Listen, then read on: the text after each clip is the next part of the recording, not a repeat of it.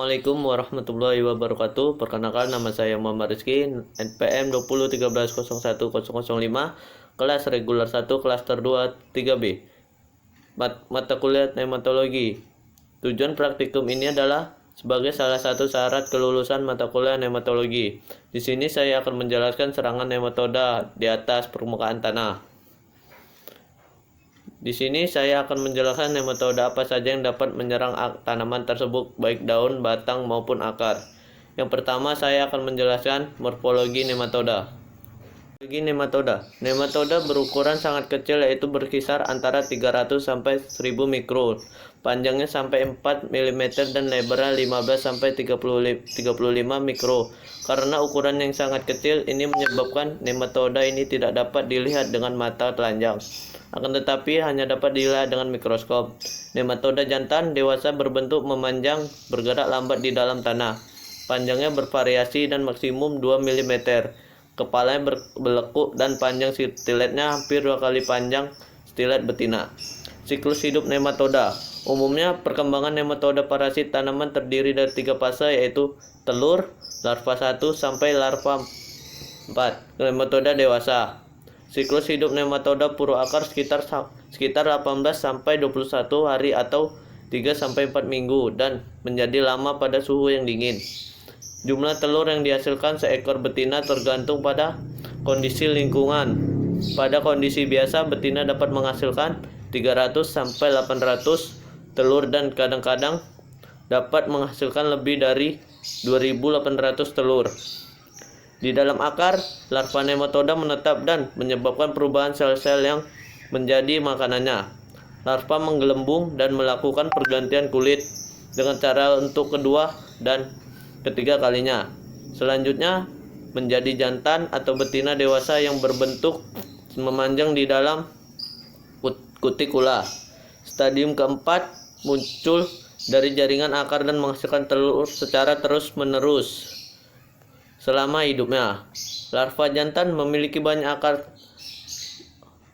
terserang berat dan zat makanan kurang. Jika sedikit larva pada jaringan inang makan hampir semua menjadi betina, tetapi kebanyakan parthenogenesis walaupun eksudat akar mampu memacu penetasan telur, tetapi senyawa tersebut tidak diperlukan untuk keberhasilan siklus hidupnya.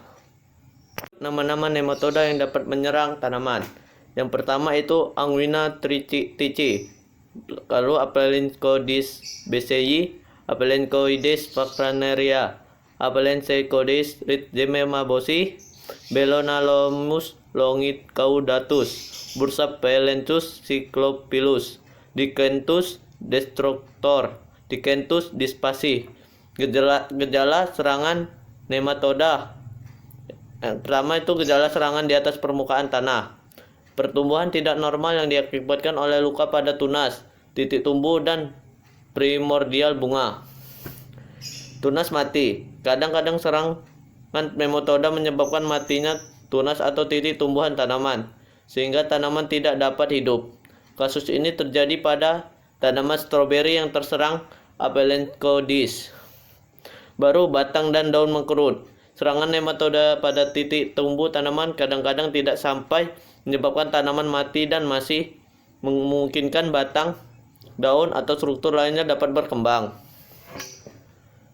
Yang ketiga itu puru biji. Biji tanaman rumputan atau biji-bijian yang terserang anguina setelah bunga terbentuk. Nematoda yang telah tumbuh sempurna mulai masuk menyerang pada bagian ini sampai nematoda dewasa. Di tempat inilah nematoda berkembang biak. Akibat primordial bunga akan membentuk puru yang di dalamnya berisi sejumlah besar larva nematoda. Nematoda ini mampu hidup pada waktu yang cukup lama. Pertumbuhan tidak normal sebagai akibat terjadinya luka pada bagian dalam batang daun. Yang pertama, beberapa jenis nematoda hidup dan makan jaringan batang dan daun. Akibatnya terjadi nekrosis, contohnya gejala penyakit cincin merah pada batang kelapa yang terserang oleh Rhadinaphelentus coccopilus. Terjadi karena adanya luka pada batang tanaman tersebut. Contoh lain, Diclinitus dispasaki yang menyebabkan luka pada batang, daun, dan daun pada berbagai tanaman. Baru yang kedua itu bercak dan luka daun. Nematoda yang menyerang daun kadang-kadang makan dan merusak parenkim. Nematoda tersebut masuk melalui stomata. Contohnya Aphelenchodis dysgemamobosi yang menyerang daun Chrysanthemum. Baru yang ketiga puru pada daun atau Angwena balsamophylla dan Millefoli yang menyebabkan terjadi puru pada daun yang terserang nematoda ini. Gejala di bawah permukaan tanah. Yang pertama, puru akar. Gejala ini nampak apabila suatu tanaman terserang nematoda puru akar. Ada beberapa jenis nematoda yang menyebabkan puru akar, yaitu Melodogin sp, Nacobus, Diclinitus radicola. Kedua nematoda tersebut membentuk puru akar pada tanaman oat, barley, tomat, kentang, dan jenis tanaman lainnya. Baru yang kedua itu busuk. Nematoda yang masuk pada tanaman menyebabkan luka. Terjadi luka-luka mula disebabkan oleh cucukan nematoda. Namun, kerusakan yang lebih berat yang terjadi selanjutnya mungkin diakibatkan oleh serangan organisme lain yang masak sebagai hama sekunder. Contohnya, gejala busuk oleh Diclinitus distractur pada umbi kentang. Yang ketiga, nekrosis pada permukaan. Nematoda yang makan akar tanaman dari luar mungkin akan menyebabkan matinya sel-sel yang terdapat di permukaan jaringan. Keadaan ini selanjutnya akan mengakibatkan terjadinya perubahan warna pada bagian tersebut. Apabila populasi nematoda yang menyerang tinggi dapat menyebabkan matinya sel-sel epidermis, sehingga akar-akar yang masih muda akan berubah warnanya menjadi kekuningan sampai kecoklat-coklatan. Contohnya, Aphelenchodis parenthus menyerang Claudania fibranita. Yang keempat yaitu luka. Gejala ini terjadi apabila cucukan nematoda menyerang terjadi luka yang berukuran kecil sampai sedang. Contohnya Rhabdolus similis pada akar pisang. Dan kelima itu percabangan akar yang berlebihan. Adanya serangan nematoda dapat memacu terbentuknya akar-akar kecil di sekitar ujung akar. Contohnya serangan Nacobus trichodurus. Yang keenam itu luka atau kematian ujung akar. Setelah nematoda makan pada akar mengakibatkan ujungnya akan terhenti pertumbuhannya. Demikian pula terhenti pertumbuhan cabang-cabang akar sehingga akan timbul gejala. Yang pertama itu stubby rot, yaitu cabang-cabang akar yang berukuran kecil dan terhenti pertumbuhannya sehingga membentuk ikatan akar. Baru yang kedua coarse rot, yaitu apabila pertumbuhan akar menyamping terhenti. Beberapa di antaranya berukuran pendek, sistem perakaran utama lebih besar dan tidak dijumpai akar-akar yang kecil. Baru yang ketiga yaitu curly tip, yaitu luka terjadi pada sisi akar dekat ujung yang mungkin akan menghambat pertumbuhan dan pemanjangan akar pada bagian sisi tersebut. Akibatnya akar akan memuntir. Gejala ini timbul akibat serangan nematoda Cyphinema denger nematode. Pendilian nematoda parasitik tumbuhan. Pertama, sanitasi, yaitu karantina tanaman mencegah penyebaran nematoda ke tanaman atau daerah lain. Yang kedua, diinfeksi tanaman mencelupkan bibit tanaman ke dalam air panas yang mengandung nematisida. Yang ketiga, mencegah penyebaran nematoda air irigasi, menahan air yang mengandung tertular nematoda di dalam bak penampung sampai nematoda mengendap. Kultur teknisnya, yang pertama, penggiliran tanaman ketidaksesuaian nematoda dengan tanaman inang. Yang kedua, pemberian lahan, penggenangan, pengaturan waktu tanam, penanaman tanaman perangkap, penanaman tanaman tahan nematoda, penggunaan bibit bekas nematoda.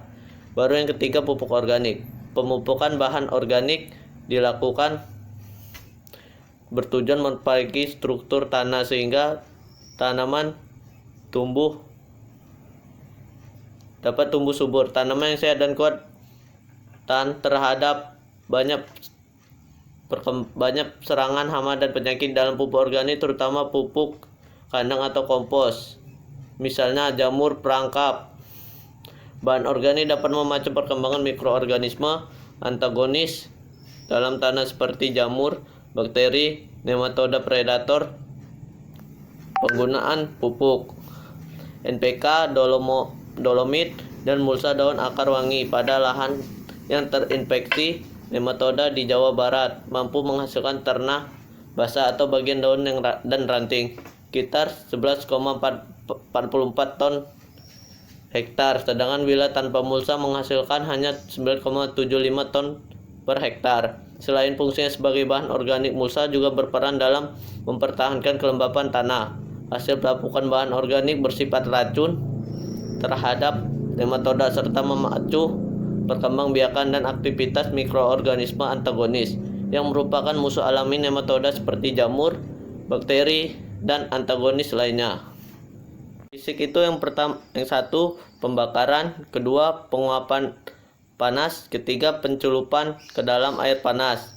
Secara hayati yang pertama parasit Anthrobotrys oligospora, Meria conospora, Bacillus penetrans. Kedua predator Mononchus. Ketiga tanaman yang mengeluarkan zat nematisida seperti Tagetes, Chlorataria sp, Asparagus sp. Yang keempat, introduksi atau penerapan musuh alami berupa Agensia hayati, cendawan verticillum, Clandiosporum, Clindarucarpum destructans, Ecremonium strictum, Atrobord yes sp, dan Paicelomies sp, dan lain-lain. Yang secara kimiawi yang pertama yaitu nematisida. Aplikasi nematisida kimia sebagai alternatif sebagai ambang kendali dalam mengaplikasikan nematisida. Perlu perhatikan ambang kendali NSK. Ambang pengendalian pada tanaman inang komersial di Jepang adalah 31 sista hidup atau 100 gram tanah. Yang kedua, fungigan hidrokarbon alifagatik halogen, sodium metan, dan dazomet. Pengamatan tanaman secara rutin atau berkala. Jika dijumpai gejala serangan, lakukan pencabutan tanam secara keseluruhan beserta perakaran dan tanah zona reservoir, kemudian dibakar.